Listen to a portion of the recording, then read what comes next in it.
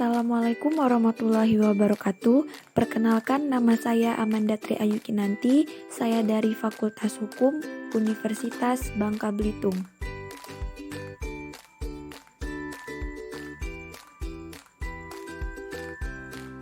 Baiklah, di sini saya akan menjelaskan tentang manusia dan pengetahuan, serta perbedaan filsafat Barat, filsafat Timur, dan filsafat Islam dalam filsafat hukum.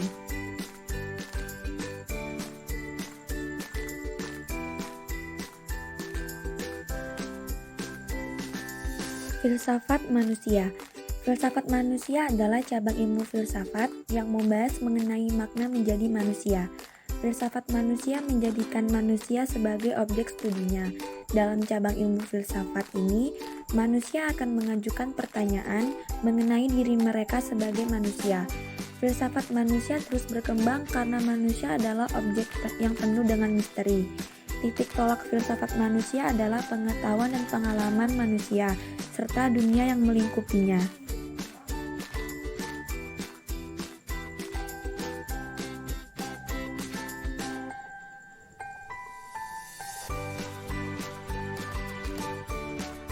Mengapa kita perlu mempelajari filsafat manusia?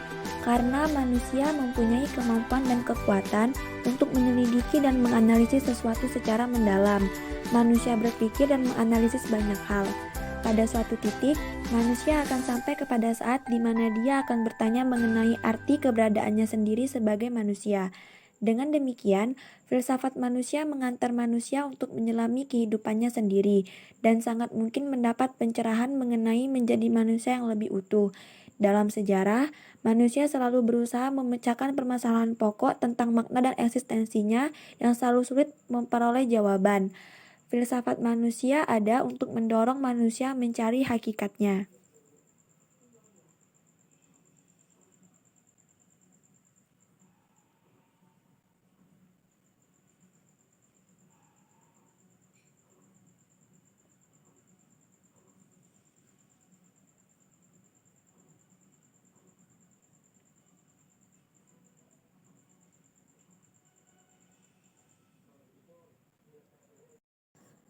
Selanjutnya saya akan menjelaskan paham tentang manusia. Yang pertama, materialisme. Materialisme ekstrim memandang bahwa manusia adalah terdiri dari materi belaka. Menurut Lametri, sebagai seorang pelopor materialisme berpandangan bahwa manusia tidak lain daripada binatang. Binatang tak berjiwa dan material belaka. Yang kedua ada idealisme. Aliran yang disebut idealisme ini dalam pandangannya terhadap manusia memangkalkannya pada yang umum, yang tidak berubah-ubah, abadi, yang masih terus ada sesudah hidup ini habis.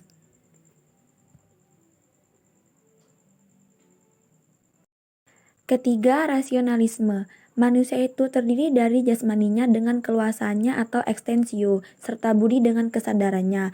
Kesadaran ini rohani dan yang bertindak itu adalah budi, seperti pengetahuan dan pengenalan. Pengetahuan yang benar itu datangnya dari kesadaran. Dan yang terakhir ada irasionalisme. Adalah sebuah pandangan berdasarkan atas rasio atau sekurang-kurangnya amat mementingkan arti rasio. Dalam kemanusiaan, irasionalisme belum tentu mengingkari rasio atau mengabaikan adanya rasio itu serta artinya bagi manusia.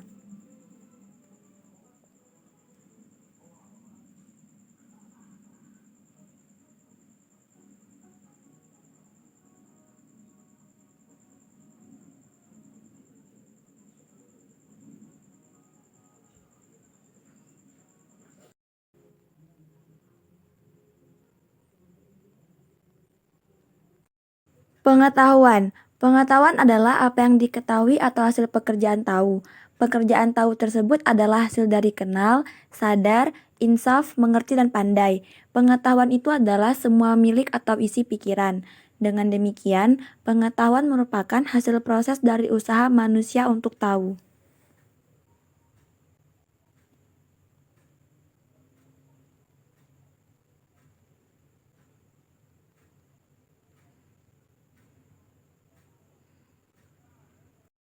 Selanjutnya saya akan menjelaskan tentang ontologi pengetahuan filsafat. Secara istilah, ontologi adalah ilmu yang membahas tentang hakikat yang ada, yang merupakan realiti baik berbentuk jasmani atau konkret maupun rohani atau abstrak.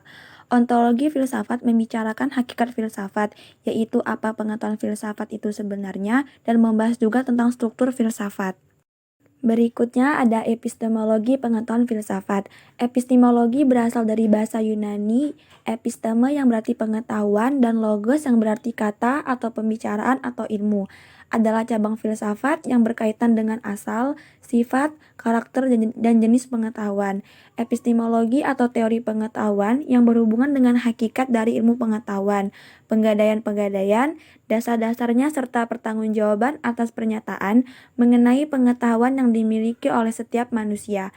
Pengetahuan tersebut diperoleh manusia melalui akal dan panca indera dengan berbagai metode, di antaranya metode induktif, metode deduktif, metode positivisme, metode kontemplatis, dan metode dialektis.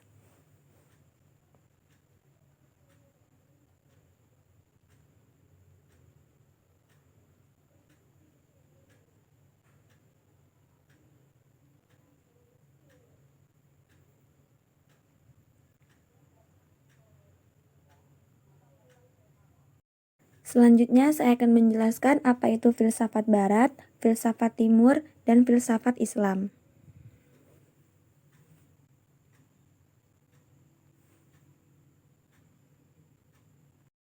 Yang pertama, filsafat barat merupakan sebutan yang dipergunakan kepada pemikiran-pemikiran filsafat dalam dunia barat atau osidental. Permulaan dari sebutan filsafat barat ini dari kehendak kepada mengarah kepada konsep atau falsafah peradaban barat. Masa awalnya dimulai dengan filsafat Yunani di Yunani lawas. Pada masa ini beberapa luhur bumi sudah dicakup, termasuk Amerika Utara dan Australia. Penentuan wilayah yang dijadikan anggota dalam menentukan arus mana sebuah konsep atau falsafah itu lahir menimbulkan perdebatan. Perdebatan terjadi kepada menentukan wilayah seperti Afrika Utara, beberapa luhur Timur Tengah, Rusia, dan lainnya. Filosofi Barat merujuk pada dua tradisi utama filsafat kontemporer, yaitu filsafat analitik dan filsafat kontinental.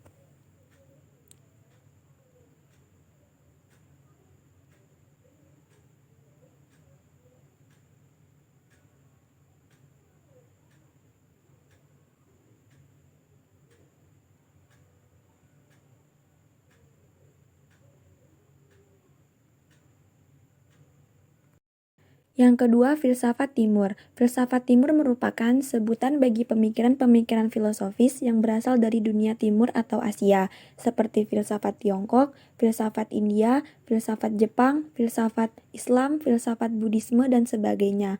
Masing-masing jenis filsafat merupakan suatu sistem pemikiran yang luas dan plural.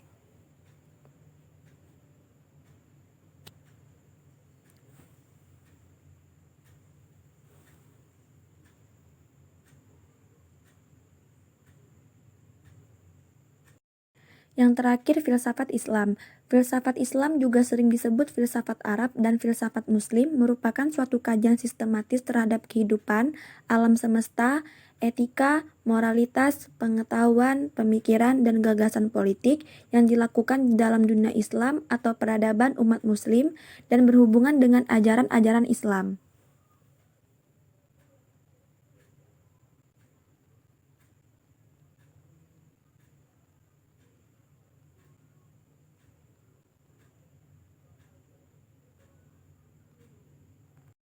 Selanjutnya saya akan menjelaskan perbedaan antara filsafat Barat, filsafat Timur, dan filsafat Islam.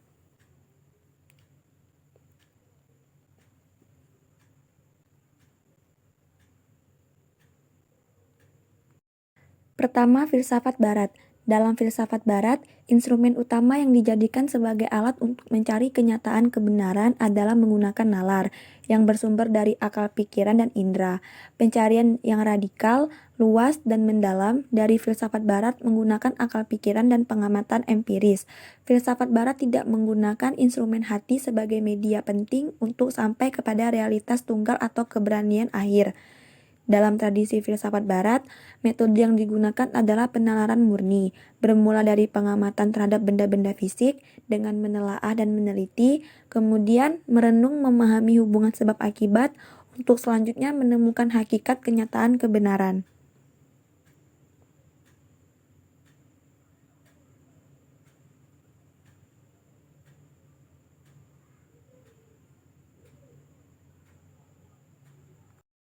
Yang kedua, filsafat timur. Filsafat timur lebih mengandalkan hati atau kolbu. Dalam filsafat timur, pandangan hati menempati posisi tertinggi setelah akal dan indera sebagai perangkat utama untuk sampai kepada kenyataan akan kebenaran.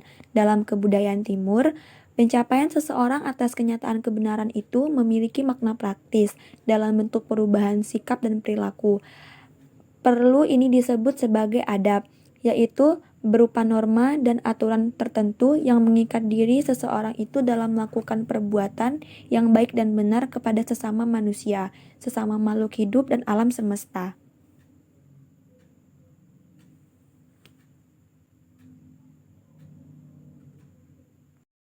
Yang ketiga, filsafat Islam. Filsafat Islam membahas masalah yang belum pernah dibahas filsafat sebelumnya, seperti filsafat kenabian atau al-nazariyat al-nubuwat, perpaduan antara agama dan filsafat dalam pembahasan filsafat Islam. Semisal, pembahasan antara akidah dan hikmah serta antara wahyu dan akal. Bentuk pembahasan seperti ini banyak terlihat dalam pemikiran filsuf muslim seperti Al-Madinah Al-Fadilah atau negara utama. Dalam filsafat Al-Farabi yang menjelaskan bahwa yang mampu menjadi kepala negara adalah nabi atau filsuf. Pembahasan ini juga terdapat dalam pendapat Al-Farabi pada Nadariyat Al-Nubuwat atau filsafat kenabian yang menjelaskan bahwa nabi dan filsuf sebenarnya sama-sama menerima kebenaran dari sumber yang sama, yakni akal aktif yang juga disebut sebagai malaikat Jibril. Baiklah, sekian penjelasan dari saya tentang apa itu manusia dan pengetahuan serta pembedaan antara filsafat barat, filsafat timur, dan filsafat Islam. Apabila ada kesalahan saya mohon maaf. Assalamualaikum warahmatullahi wabarakatuh.